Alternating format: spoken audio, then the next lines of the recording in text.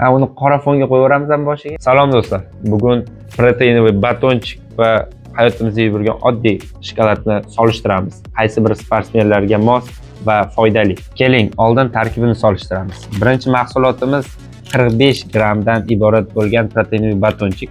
Har bitta porsiyasida 675 kilokaloriya kuch-quvvat beradi. Oqsillarga keladigan bo'lsak 15 gram, uglevodlar 17 gram. Bu mushak massasini o'stirmoqchi bo'lgan sportsmen aka-ukalarimizga juda ham to'g'ri keladi va vitamin, minerallarga juda ham boy. Shakari esa juda ham kam. Keyingi mahsulotimiz oddiy shokolad. 40 grammli shokolad tarkibida 1,5 mingdan 2000 kilokaloriya, 70 grammdan to 100 grammgacha uglevodlar, 1 grammdan to 5 grammgacha oqsil va qo'shimcha moddalardan tashkil topgan. Bu degani shakar ko'p, yog' miqdori ham shunga yarasha ko'p. Bu mushak massasini o'stirishga unchalik foyda bermaydi. Bu bыстрый uglevodga kirib ketadi. Ko'rinishdan chiroyli, yeganda juda ham ta'mi shirin bo'lishi mumkin, lekin sog'lig'ini o'ylagan, o'zini sportsmen deb bilgan akalarimiz proteinli batonchik tavsiya qilib qolamiz. Eng qiziq joyiga ham yetib keldik. Endi ta'mlar jangi bo'ladi. Har bitta mahsulotni tatib ko'ramiz.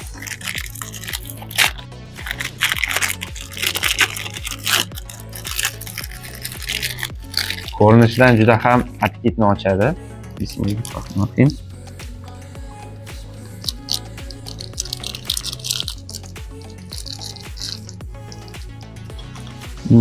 Yeganda juda ham ta'mi noodatiy. Yana aqldosh sharikchalari ham borga o'xshaydi.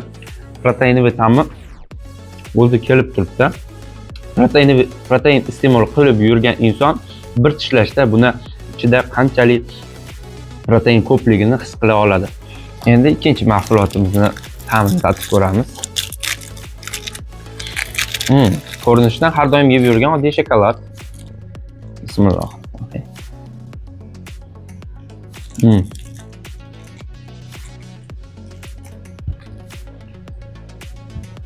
Bittada yeganda toza shakar, ya'ni shirinlikni ta'mi kelib turibdi. Oqsil esa yo'q.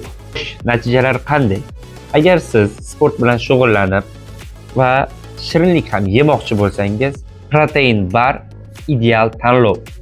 Sababi protein ko'p, shakar kam, lekin shirinlik o'z ta'mini yo'qotmagan. Siz qaysi birini tanlagan bo'lardingiz? Kommentariyada yozib qoldiring. Like bosing, obuna bo'ling va yangi qiziq videolarimizni kutib qoling.